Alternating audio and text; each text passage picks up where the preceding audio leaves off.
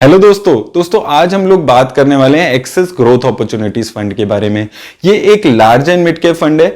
Large and mid cap fund दोस्तों वो funds होते हैं जो टॉप 250 कंपनीज में अपना मेजर पैसा लगाते हैं, यानी कि लार्ज कैप और मिड कैप दोनों कैटेगरी की कंपनी में ये अपना पैसा लगाते हैं। अब दोस्तों इस फंड की एक खासियत ये भी है कि ये इंडियन कंपनीज के साथ साथ ग्लोबल कंपनीज में भी 20 से 25% पैसा इन्वेस्ट करता है। तो आइए दोस्तों इस वीडियो में हम डिटेल में देखेंगे कि ये फंड कहां पे अपना मेजर पैसा लगाता है, इसने कैसी रिटर्न्स दिए, इसने बेंचमार्क को कैसे रिटर्न दी है, और एंड में मैं आपको यह भी बताऊंगा कि मेरे हिसाब से क्या आपको इस फंड में इन्वेस्ट करना चाहिए या नहीं। तो दोस्तों जैसे कि मैंने आपको बताया था, ये एक large and mid cap fund है और ये जो इन्वेस्ट करता है ये मेजरली अपना पैसा टॉप 250 कंपनीज में इन्वेस्ट करता है।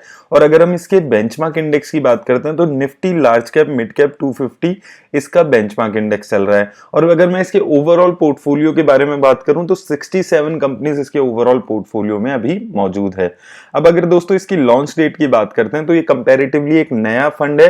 अक्टूबर 2018 में ये फंड लॉन्च हुआ है। और अगर हम इसके फंड मैनेजर की यहां पर बात करते हैं तो मिस्टर हितेश दास और मिस्टर जिनेश जी यहां पर इस फंड को मैनेज करते हैं। और अच्छी बात यह है कि सिंस इंसेप्शन यही दो फंड मैनेजर इस फंड को मैनेज कर रहे हैं। तो एक स्टेबिलिटी दिखती है फंड मैनेजर के पर्सपेक्टिव से कि एक ही इन्वेस्टमेंट स्ट्रेटेजी से ये फंड सिंस इंसेप्शन चल रहा है। अब दोस्तों अगर हम इसकी बात करें फंड साइज की तो फंड साइज भी इसका काफी कम है। अभी सिर्फ 4300 करोड़ के आसपास का फंड साइज इस फंड का चल रहा है। अब दोस्तों अगर हम इसकी मार्केट कैप वाइज एलोकेशन पे यहां पर बात करते हैं तो ये फंड लार्ज कैप कंपनीज में 45% पैसा, मिड कैप कंपनीज में 50% पैसा और स्मॉल कैप कंपनीज में 3% पैसा लगा रहा है। तो यहां पर आप देख सकते हैं कि मेजरली लार्ज और मिड कैप कंपनीज में ही ये फंड पैसा लगा रहा है और मिड कैप कंपनीज में स्लाइटली ज्यादा पैसा लगा रहा है, 50% के आसपास। अब दोस्तों इस फंड की एक खासियत ये भी है कि ये इंडियन कंपनीज के साथ साथ फॉरेन कंपनीज में भी इन्वेस्ट करता है। तो अगर हम इसका एलोकेशन देखते हैं यहां पर तो ये इंडियन कंपनीज में 74% पैसा लगा रहा है,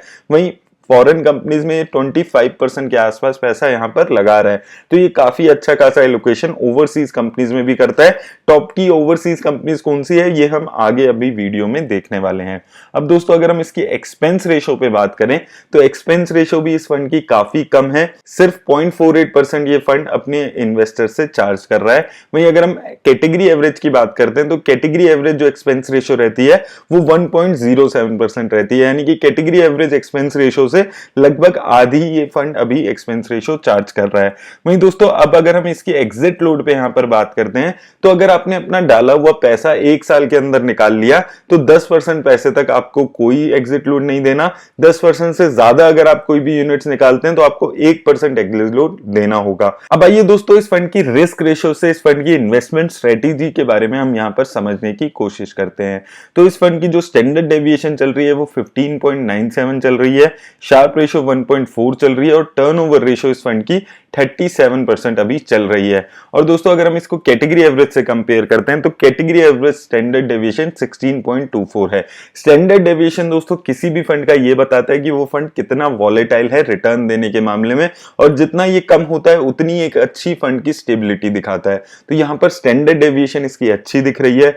वहीं दोस्तों शार्प रेशो किसी भी फंड का ये बताता है कि एक fund better risk adjusted return कितनी जनरेट कर पा रहा है, यानी कि कम रिस्क लेकर ज्यादा रिटर्न। और ये फंड अपनी कैटेगरी एवरेज से काफी अच्छी शार्प रेशो रख रहा है। जितनी ज्यादा शार्प रेशो होती है उतनी अच्छी वो रिस्क एडजस्टेड रिटर्न दिखाता है। तो यहां पर शार्प रेशो भी इसकी अच्छी दिख रही है। वहीं दोस्तों टर्नओवर रेशो किसी भी फंड का ये बताता है कि फंड कितना ज्यादा फ्रीक्वेंटली अपने पोर्टफोलियो में बाय और सेल कर रहा है, और जितनी कम एक टर्नओवर रेशो होती है वो ये दिखाती है कि एक फंड बाय एंड होल्ड की स्ट्रेटेजी अपना रहा है, यानी एक बार किसी कंपनी को पोर्टफोलियो में ऐड कर रहा है तो लंबे टाइम के लिए उसको अपने पोर्टफोलियो में रख रहा है। और मुझे एक फंड में ये चीज बहुत अच्छी लगती है कि उसकी जो टर्नओवर रेशो वो कम हो। यहां पर इसकी टर्नओवर रेशो मुझे काफी अच्छी दिख रही है, सिर्फ 37% की। अब दोस्तों आइए देख लेते हैं कि ये सेक्टर वाइज एलोकेशन कैसा है।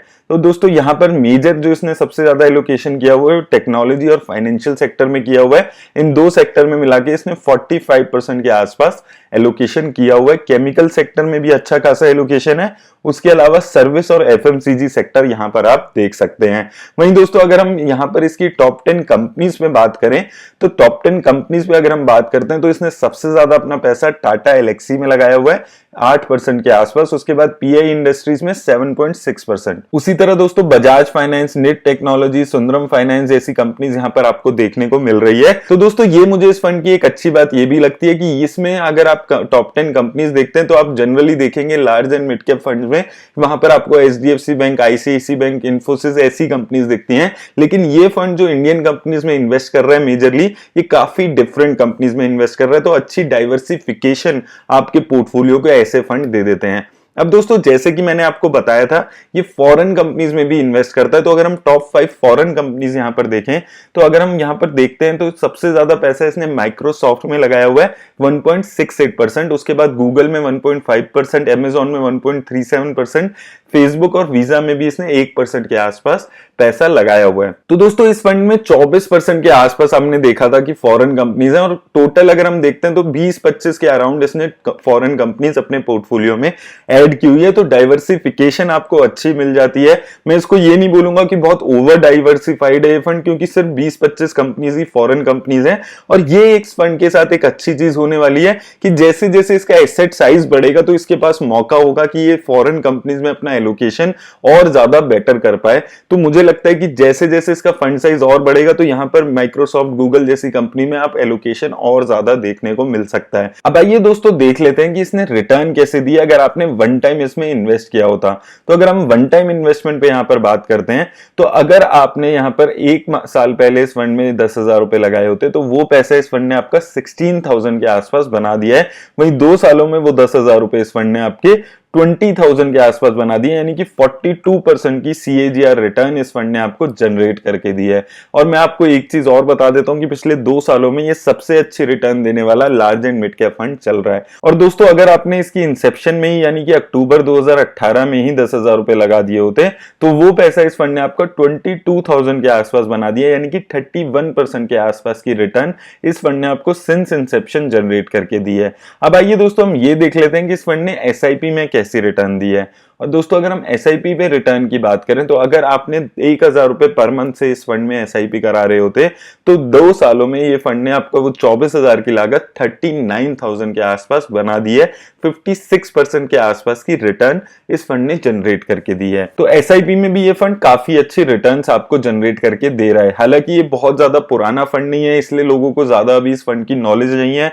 वो आप इसके एसेट अंडर मैनेजमेंट को देखकर भी समझ सकते हैं, सिर्फ 4,000 करोड़ का एसेट अंडर मैनेजमेंट इसका चल रहा है। लेकिन दोस्तों मुझे लगता है कि ये फंड आने वाले टाइम में काफी अच्छी रिटर्न्स देने वाला है, और मुझे पर्सनली ये फंड बहुत अच्छा लगता है। मेरे को अपने बेस्ट जब मैंने म्यूचुअल फंड की वीडियो बनाता हूं उसमें भी इस फंड को शामिल करता हूं, और आप देख सकते हैं कि काफी अच्छी रिटर्न ये 2 सालों में दे रहा है। मेरी तरफ से आज दोस्तों बस इतना ही। अगर आपको ये वीडियो अच्छी लगी है तो इसे लाइक और शेयर जरूर कर दें। धन्यवाद।